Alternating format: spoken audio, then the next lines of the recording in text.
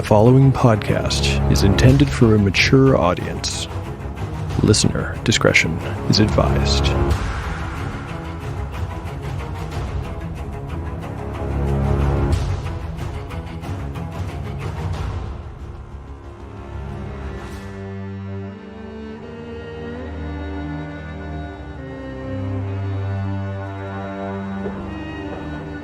Welcome back to Tale of the Manticore.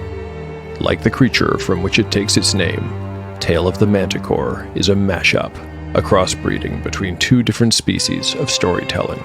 Here you will find the unpredictability of old-school paper and dice games with the storycraft of a dark fantasy novel. No character is sacred, and no character will be spared if the dice decide their fate is at hand. The dice determine all. According to lore, the tale of a manticore is barbed with cruel iron spikes. There will be much pain in the days ahead.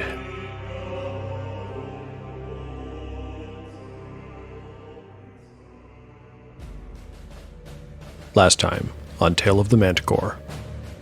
In Chapter 21, the party leaves Duervar just as the sun begins to rise over a glorious panorama of cloud tops.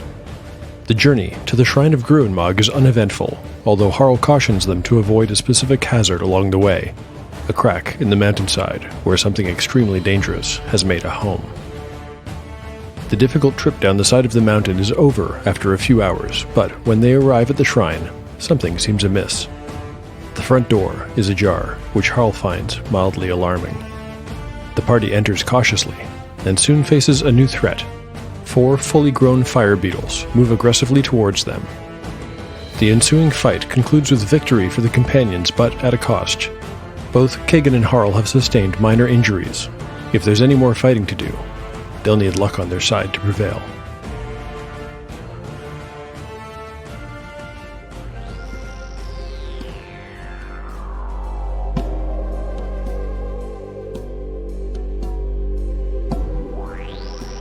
Chapter 22, Part 1, Day 25, Dawn. Party status: Harl, 11 of 16 hit points.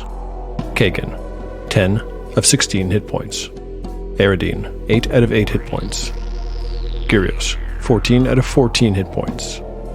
Umura, 10 out of 10 hit points. Spells available: Umura has memorized Hold Portal and Shield. The stink of bug guts filled the air, and both Gyrios and Umura held their noses. Ahead, the single crescent blade of Harl's battle axe dripped the slime of the dead firebeetle and glowed like a lamp. Harl held it before him as he stepped over the oozing beetle corpses and moved down the hallway, slowly at first and then at a jog. His top knot bobbed as he went. Salamalani, he called. "Oh, please don't be in there. Salamalani!" The young dwarf reached the door and yanked it open. He entered the square room beyond and quickly scanned it. He was in the antechamber, sometimes called the ablutions room. The room was empty, save for its usual religious features and a storage crate in one corner. Harl had been here before and knew that the purpose of this room was for the single resident cleric, known as solemn dwarves in the culture of his race, to anoint themselves before entering the inner sanctum. For this purpose, it contained a pair of large, vase-shaped urns of bronze that he knew contained holy oils. Each had its own alcove and shelf, set at either side of the opposite door. Although he had never been beyond this room, Harl also knew where its 2 exits went. One went to the aforementioned sanctum, the other went to the solemn's personal quarters and storage room. The latter door was closed, but the door to the sanctum was ajar. "Not a good sign," muttered Harl as the party members caught up and looked around. "This seems to be a purification chamber," remarked Gyrios. "Every church of Mazagar has something similar. My guess is that the main chapel lies straight ahead through that door." "Only dwarves may enter, Gyrios. I'm afraid you'll have to wait here, even you." "Should we try this other door?" asked Kagan. "Try it," said Harl. "I need to go on alone." Harl went to one of the vase-like urns, removed his gauntlets, and opened the top. He dipped a finger inside, and when he withdrew it, it shone faintly with a lightly colored and scented oil. He rubbed a little on the back of each hand. Kagan was at the side door. "It's locked," he remarked. Wait here for me, said Harl. He walked through the door without looking back.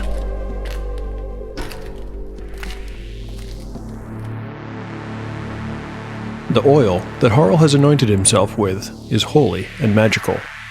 Any dwarf that performs this ablution ritual will get a +1 bonus to all attack, damage, and saving throw rolls and ability checks.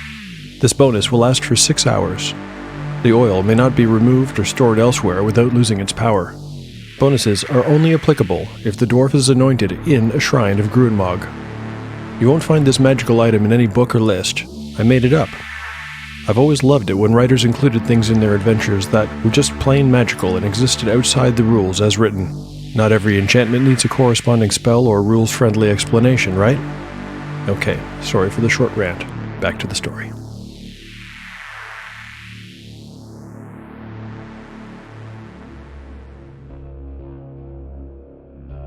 The door opened into a corridor that was identical in its symmetry and length to the one by which they had entered. As Harl made his way through it, alone, the stink of the dead Brannabil was steadily replaced by a new, but equally foul smell. The smell of rotting meat. As had the entry hall, this one terminated at a door of polished steel, and, like the others, it was partially open, although this door opened inward.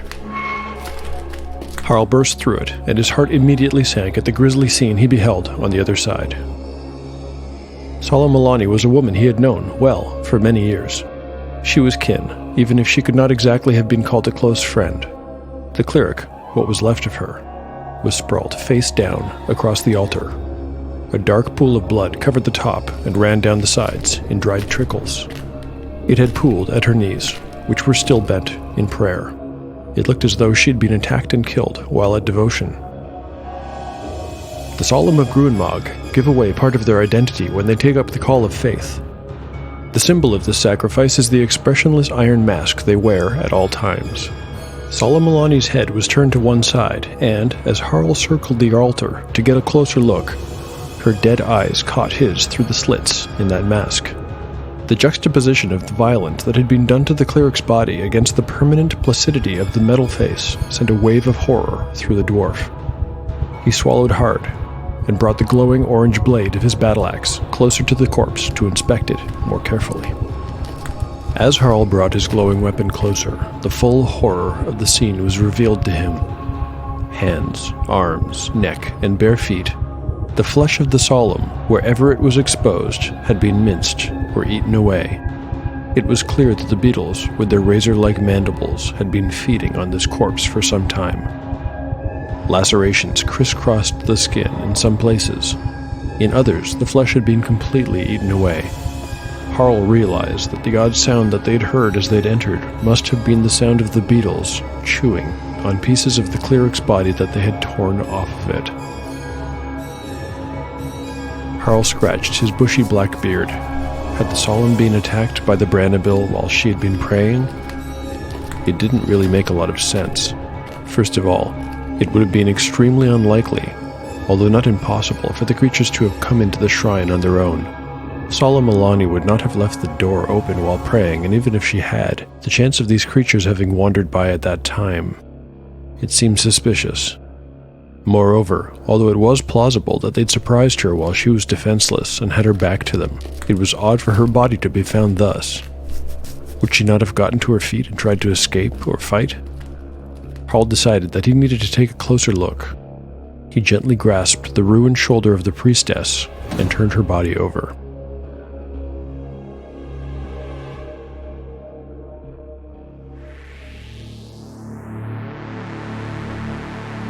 One of the mechanics that didn't exist back in the early days of D&D was the perception check.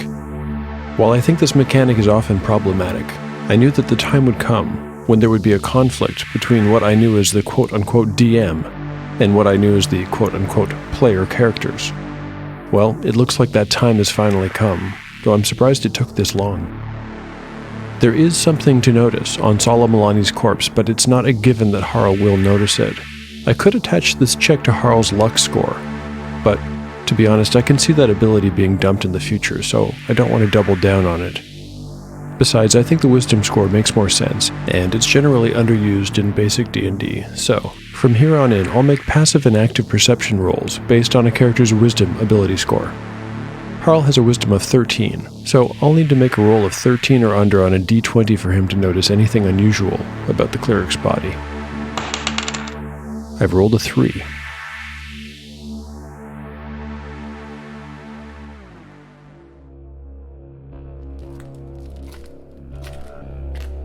Harl brought the light from his axe closer to Solomolani's body and gasped.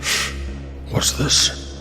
Although the body was scored with straight cuts, obviously the result of the Branabil having fed on it, there was one cut that looked slightly different.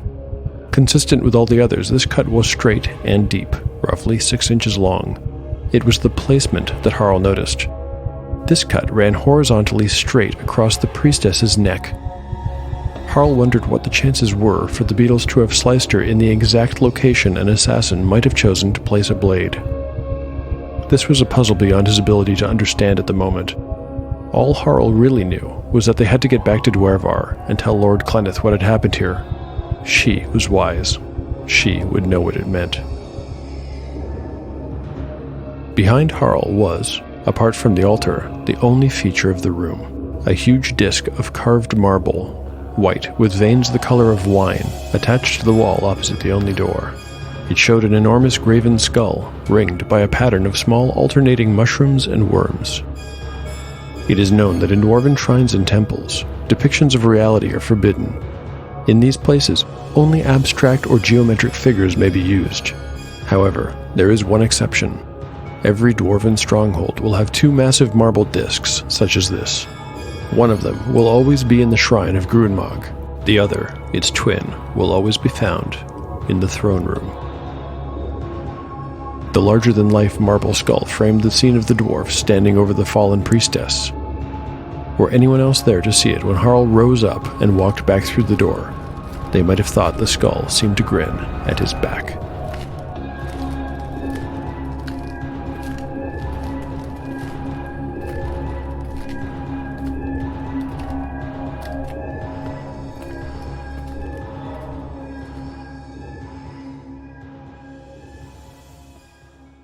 Hail and well met, traveler. My name is Kylin, and I'm the host of the Threat Dice podcast. Come join us every Friday as we talk everything about tabletop RPGs. We've covered topics like alignment, how to run a session 0, magic, charisma, world building, homebrewing, and RPG system topics like Pathfinder, Numenera, Zweihander, and more. We have advice and discussions for GMs looking for new ways to approach old topics, and for players who want to broaden their horizons. Come find Threat Dice on Twitter, @TumbleDie, and every Friday on your favorite podcasting app.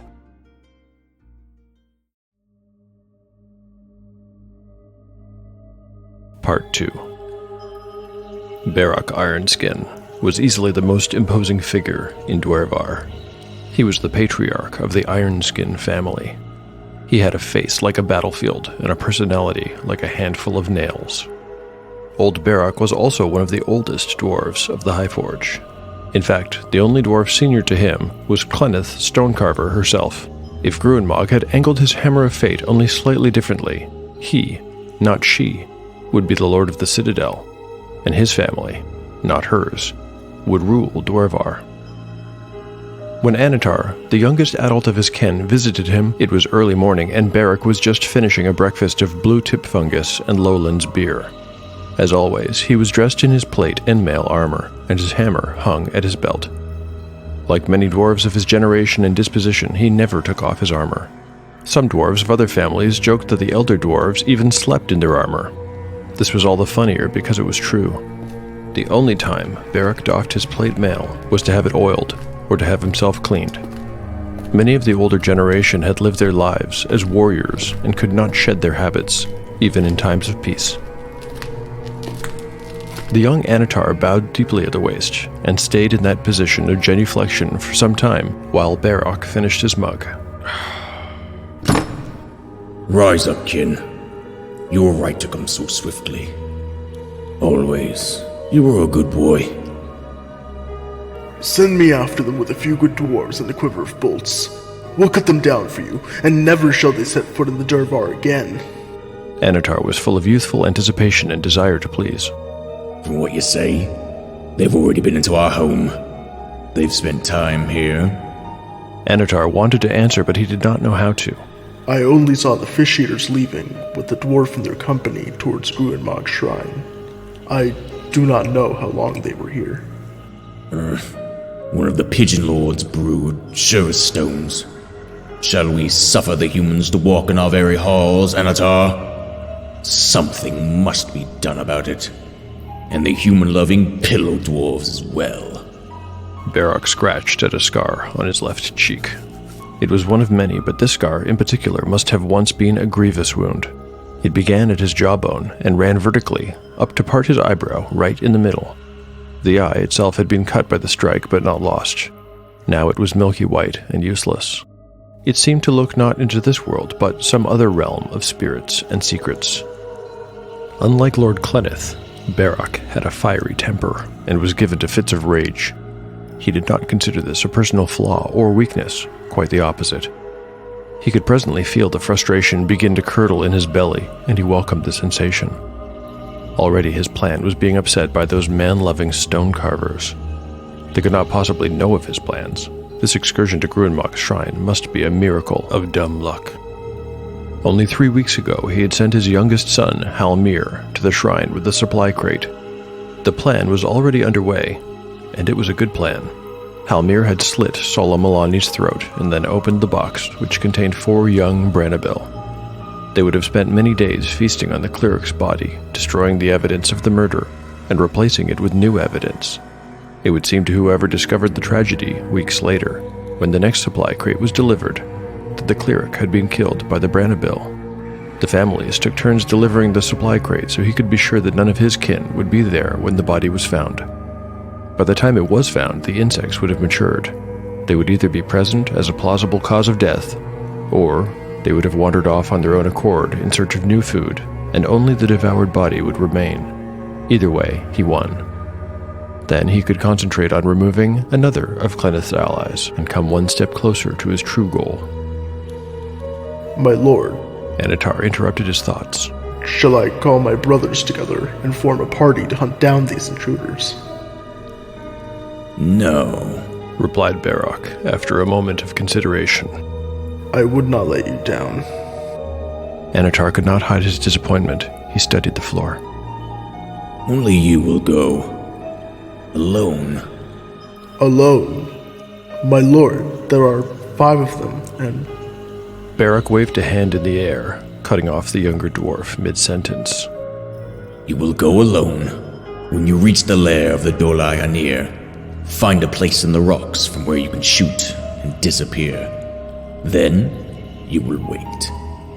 When the time comes, you will take only the single shot and then leave. You will not be seen, and you will tell no one.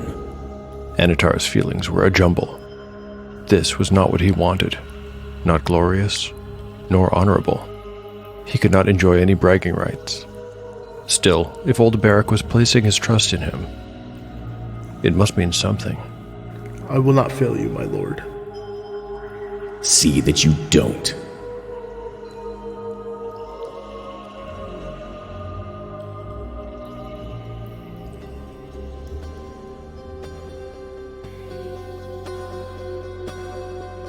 Chapter 22, Part 3, Day 25, Early Afternoon. Party status: Harl, 11 of 16 hit points.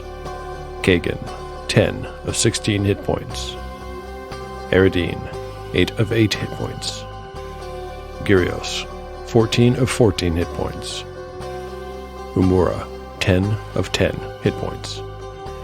Spells available: Umura has memorized Hold Portal and Shield. When Harl came through the door, his teeth were clenched, his lip was curled, and his bushy eyebrows were shaped like a V. Without looking at anybody, he walked straight to the opposite door, the one that led to the exit. "What happened in..." Kagan began to say. Touch nothing. We're leaving. Replied the dwarf, without looking back. party had not been idle during the minutes Harl was in the sanctum. Eridine showed her thieves' tools to her companions and offered to try the locked door. However, Gyrios had dissuaded her, saying that it would be inappropriate in a holy place. Umura had returned to the hallway where they'd fought the firebeetles and, using her silver dagger, had harvested 2 of the dead bug's glowing glands, 6 in total. Kagan, for his part, despite having been told that he could not accompany Harl, had stood faithfully at the ready, waiting in case the dwarf should call for help. The companions watched Harl march past them and into the entrance hall. They heard a noise that must have been the sound of the dwarf kicking the fire beetle corpses, and some words in his language that, despite her study, Umura did not recognize. She guessed correctly that they were the kind of words one does not learn in lessons and books. Kagan looked at her with his eyebrows raised and shrugged. He glanced once over his shoulder at the doorway to the inner sanctum, and then followed Harl. "Well, I guess we're leaving," he called back. "Come on."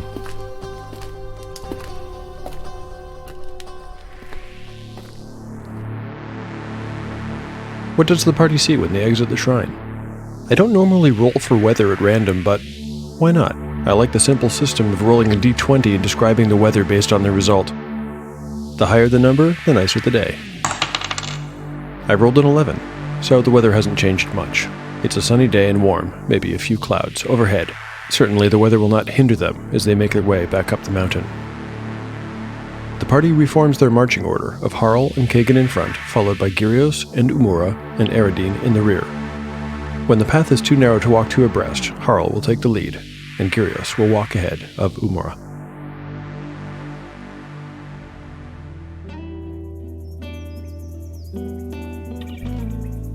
Kagan reached down and offered a hand to Umura. She grabbed his forearm, and he lifted her up over the rocky ledge. If coming down the trail had been difficult, going back up was truly exhausting. After just 20 minutes, they had to stop and take a breather. The crate. In the first room. Was that a supply crate? Umura was still catching her breath. She held her arms akimbo. Yes, food, mostly, but also oil, other sundry supplies, Harl replied. As on the descent, he showed no signs of exhaustion at all. There's a spring that runs nearby, so the solemn assigned to the shrine can always get enough water for drinking and cleaning. The crate was empty. How often do they get delivered? Empty? Are you sure? They get delivered every 6 weeks or so, replied Harl. It was empty, confirmed Umura. Nothing in it at all. The young dwarf frowned and sighed heavily. Then I suspect the crate never contained food to begin with. The others looked at him quizzically, and he explained, finally telling the others what he'd found in the inner sanctum. Mazagar, have mercy. I'm so sorry for your loss, said Gyrios. She was your family then? A cousin. We knew each other, not especially well, but yes, she was family. But why would anyone do that? Asked Kagan. That's what frightens me, said Harl. Lord Clenneth had her detractors, to be sure, but it has never come to violence before. I knew Dwarvar was divided. I didn't realize how bad the schism was. What exactly is going on? Asked Umura. I'll try to explain. As you know, Dwarvar did not always enjoy good relations with the men of the Camertine Outlands. Barck, being a town on the borderlands, was, until recently, little more than a fort. My father told me a little of this history, said Kagan. Go on. It wasn't much of a fort, either, to be honest. Didn't need to be. The relations between dwarves and men were prickly, but rarely came to blows. Go back a few more years, maybe 50 or 60, and the history gets bloodier. But trust me that Dwarvar never had much interest in the flatlands. That makes sense, said Umura, nodding. But I still don't understand how your people have come to be divided. When Lord Clenneth took the throne, Harl did a quick mental calculation. 38 years ago, the troubles with the Camertine had all but dried up on their own. Lord Clenneth slowly began to forge a peace with the town of Barck. Back then it was known as Fort Barck. I think I understand, said Kagan. The people who were involved in the earlier conflicts didn't want that. Just so, Harl said. Some had matched steel with those men, and a few had lost family members to their raids, infrequent as they had been. The truth is, most of the humans involved in those fights were white-haired and toothless by the time Clendith took the throne, but dwarves have long lives and long memories. Harl took a sip of water from the skin and passed it around. Once everyone had had their fill, he stoppered it and replaced it in his bag, saying, History lesson over. Ready to continue? My legs feel like jelly, replied Umura, frowning. I'll take that as a yes, replied the dwarf. With that, he retook the lead and continued the ascent back to Dwervar.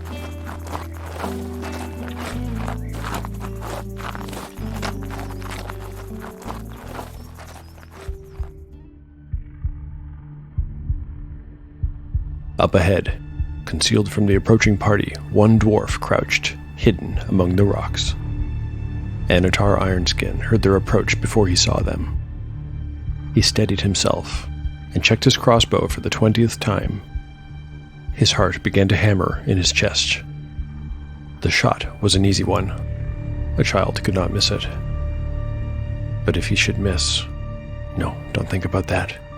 He fit a quarrel into his weapon and waited. They were close now. 100 feet away.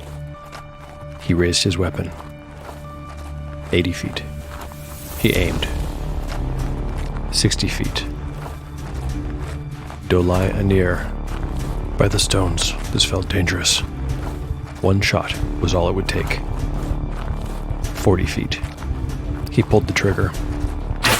The bolt flew towards its target and struck true. Of course, no one in the party was hit. Not even close. Anatar had not been aiming at them.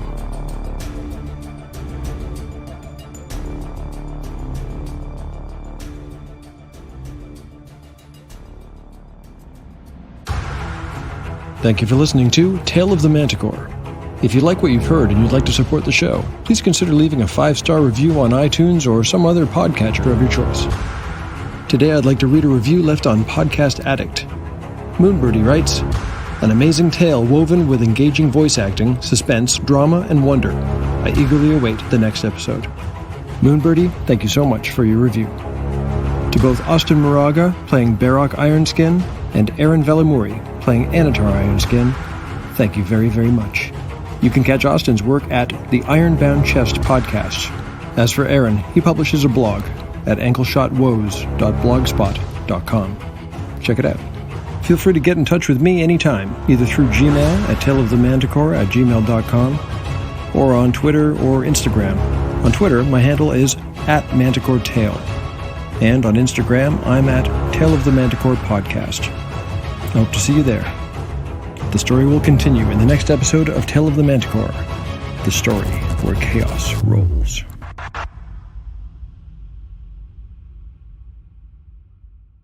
My name is Estrella. Allow me to buy you a drink as you spin your tale of adventure. Have you ever wondered how heroes begin? Who were they before they started their journey?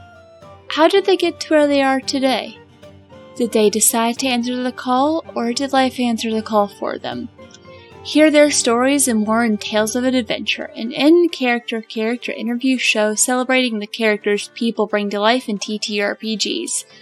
The show follows Isra as she wanders the world, striking up conversations with various people she meets along the way. Whether you're looking for more shows to listen to, or you're just looking for something a little different, Tales of Adventure is the show for you. Tales of Adventure is hosted and produced by me, Brianna Toiber, as part of Pseudonym Social, a creative podcast network. You can find us on Twitter at Pseudonym Social, and you can also find us online at patreon.com/pseudonymsocial and www.pseudonymsocial.wordpress.com. If you are interested in having your character on our show, feel free to let us know.